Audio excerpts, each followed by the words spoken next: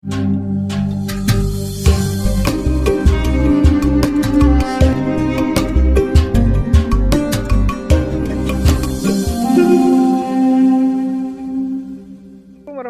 wabarakatuh, sahabat dan sekalian.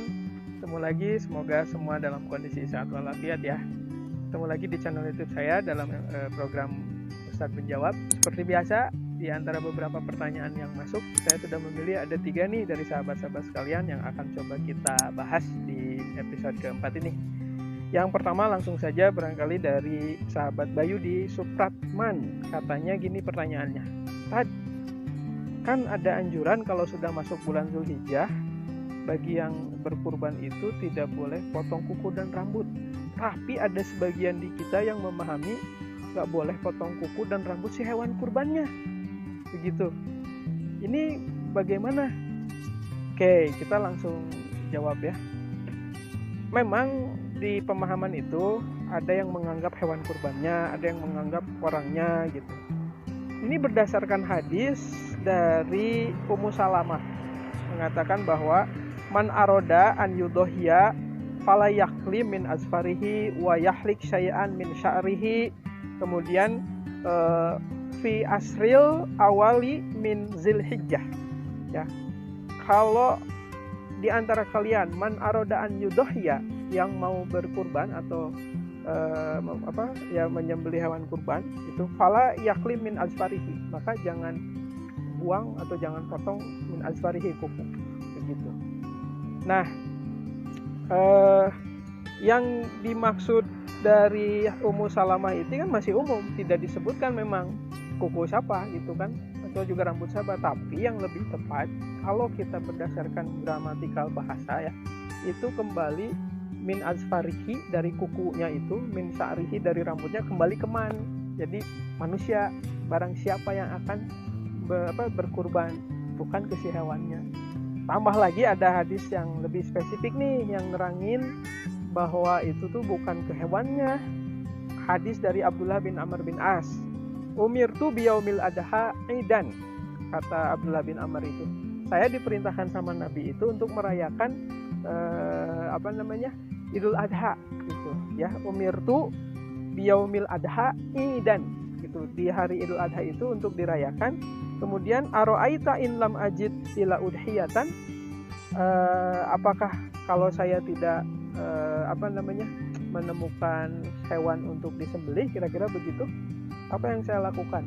Ternyata kan jawabnya, kamu itu bisa kurban di diri kamu gitu, sama dengan pahala membersihkan diri, potong kukunya katanya, terus juga rambutnya, terus juga membersihkan ketiaknya. Nah, kira-kira begitu. Itulah ibadah kamu juga. Nah, jadi yang dimaksud tidak boleh potong kuku dan rambut bukan hewannya ya.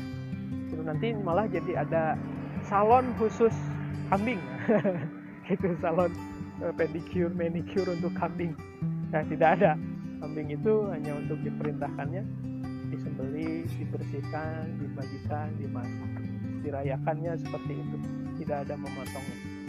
Kalau yang masih berpemahaman mungkin dalam menerjemahkan hadisnya itu mengartikan bahwa memotong di situ baliknya ke si hewannya, barangkali begitu kira-kira.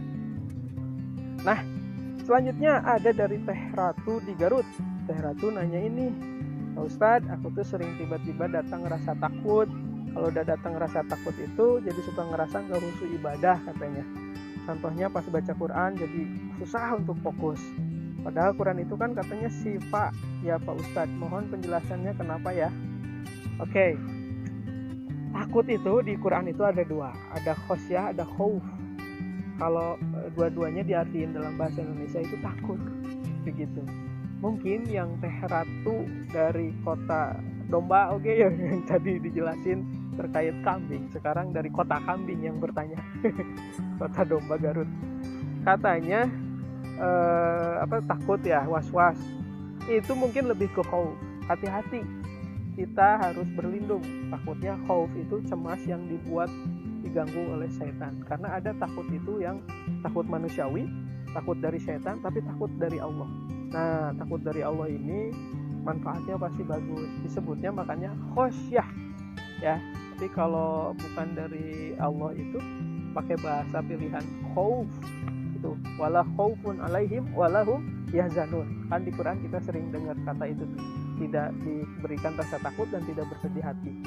Nah, jadi takut yang datang dari kecemasan itu dalam psikologi itu kan bisa dicek timbulnya dari mana. Kalau dalam dilihat dari aspek agama ya, di Islam itu juga bisa dilihat apakah cemas was-wasnya dari syaitan atau dari Allah. Contoh misalkan cemas dari syaitan itu di surat Al-Baqarah ayat 268. As-syaitanu ya'idukum faqra, kemudian wa ya'murukum bil fahsya, ayatnya begitu. Setan itu menakutimu dengan faqr, kefakiran ya. Kemudian ya'murukum bil fahsya, memerintahkan kamu untuk berbuat kemaksiatan. Itu takut-takut dari setan. Disebutnya bahasa para ulama itu strategi setan dalam menggoda, menakut-nakuti, takhwif. Nah, itu ya. Kalau bahasa para psikolog itu takut yang lebih mendatangkan kegelisahan, kecemasan. Nggak ada apa-apa nih, tiba-tiba ujuk-ujuk aja kayak gitu, takut misalkan. Nah, itu juga kan ada masalah. Tapi ada juga yang takut itu kalau si objek yang ditakutinya baru kelihatan di depan mata kita. Takut oleh benda tertentu, takut oleh orang, takut oleh suami. Kenapa? Ya misalkan sudah tidak takut hidupnya sebentar dengan kita dan seterusnya. Nah, itu yang didatangkan oleh setan. Kita harus lebih meningkatkan diri kepada khauf. Yang bagaimana takut yang khauf itu yang berilmu. Nah, ini mah biasanya mendatangkan motivasi. Baru Quran yang dibaca itu jadi ilmu, jadi sifat. Makanya di dalam ayat tentang takut yang berilmu itu disebutnya adalah ulama. Surat Fatir itu ayat 28. Innama yakhshallaha min ibadihil ulama. Ya, sesungguhnya di antara yang takut kepada Allah di antara hamba-hambanya adalah al-ulama. Ulama itu adalah orang yang berilmu. Nah, kalau orang berilmu udah takut, jadi motivasi untuk semakin memahami Quran supaya jadi sifat gimana, untuk semakin kemudian jadi motivasi gitu kan, agar bisa mengantisipasi kejadian-kejadian yang bisa menyakitkan, yang membuat buruk diri. Kira-kira begitu Teh Ratu ya, kemudian bisa dipahami.